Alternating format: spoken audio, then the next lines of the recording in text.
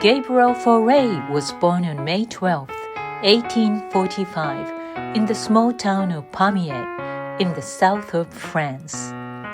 His father was a school teacher, and his mother a member of the aristocracy. Gabriel was the youngest of their 6 children, and he was sent to live with a wet nurse until he was 4 years old. Same year, his father became a schoolmaster, and Gabriel returned to live with his family.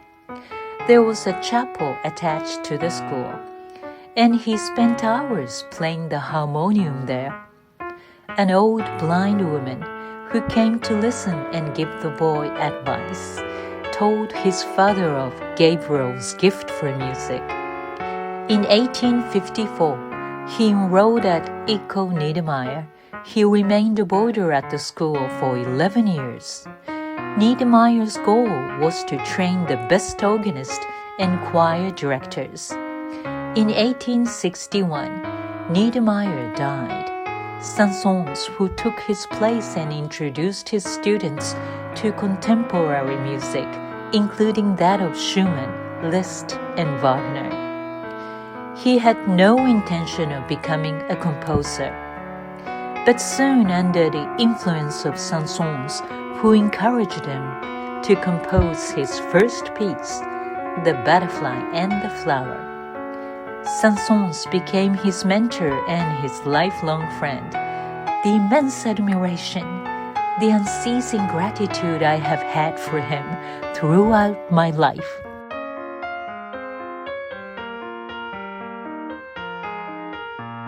After graduation, he was appointed chief organist at the Church of Saint-Sauveur at Rennes in Brittany. Fauré supplemented his income by taking private pupils. In 1870, the Franco-Prussian War broke out, and he volunteered for military service. Then he took up a teaching post at the Louis Niedermeyer in Switzerland. After returning to Paris, he continued to work as choir master and organist and became a member of National Society of Music under the chairmanship of Sansons. Many of his works were premiered here. At age 32, his violin sonata was premiered with great success, his breakthrough composition. In April, he became choir master of the Magdalene Church. Then he became engaged to Marianne, with whom he was deeply in love. But she broke off the engagement suddenly. To distract him, Sansons took him to Weimar and introduced him to Liszt. From this trip, traveling abroad had become one of his hobbies. Fauré made trips to Germany and enjoyed the operas of Wagner. In 1883, he married Marie Frémier, a daughter of the famous sculptor. Soon after, they were blessed with a boy, Emmanuel, who later became a noted biologist, and their second son, Philippe, became a writer. He wrote biographies about his father and grandfather. To support his family, he taught piano and harmony to private pupils, besides the daily services at the church and the salon performances.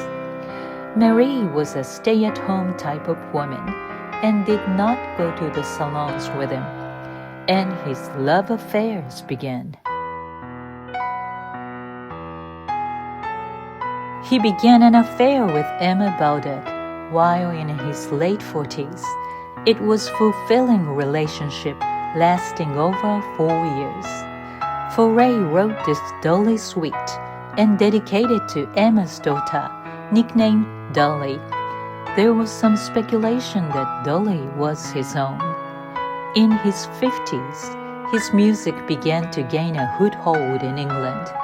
A romantic attachment followed by another to the Irish composer, Madison. She was a great help for him, translating some of his songs in English. Fauré became a professor of composition at the Paris Conservatoire. His students included Ravel and Boulanger, who became the famous teacher to 20th century composers, including Copland and Jones.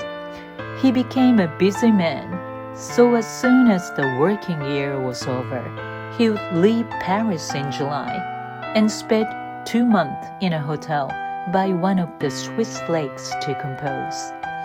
His works of this period include, for the English premiere of Pélias et Mélisande, Prométhée, a lyric tragedy composed for the amphitheater at Béziers. Fauré met the last frame of his life, Marguerite Hasselmann. She was 24, and their relationship lasted until the end of his life. In 1905, his pupil Ravel failed to win the Prix de Rome. A scandal ensued, in which it emerged that the jury was corrupt. The director was dismissed, and Fauré was appointed director. He radically changed the administration and curriculum and appointed independent external judges. His ability to hear pitch accurately became impaired with both the high and low registers sounding out of tune. In his 60s, Fauré toured Russia and England, but the World War I broke out in 1914. He regularly wrote music criticism for Le Figaro. His natural kindness predisposed him to emphasize the positive aspects of a work. He retired from the conservatoire because of his increasing deafness and frailty. Same year, Fauré received the Grand Croix of the Légion d'honneur. In 1922, there was a public tribute paid to him in a national homage at the Sorbonne.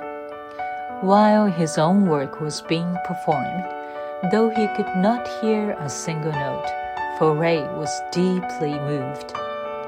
He completed his last piece, String Quartet, and 2 months later, Fauré died in Paris from pneumonia on November 4th, 1924. At the Madeleine Church funeral, his own Requiem was played. He was 79. Fauré linking the end of Romanticism with the beginning of the modern era. His harmonic and melodic innovations influenced the later generations. At his class, Fauré had 2 maxims he was fond of and used to repeat. Nuance is the thing, and the bass line is with us, the root of the harmony. Without it, music collapses. His mentor Saint-Saëns quoted as, "He lacks the one fault which for an artist is a quality, ambition." Fauré left these words for his sons 2 days before his death. "When I'm no more, you will hear said of my work. After all, it is only so much."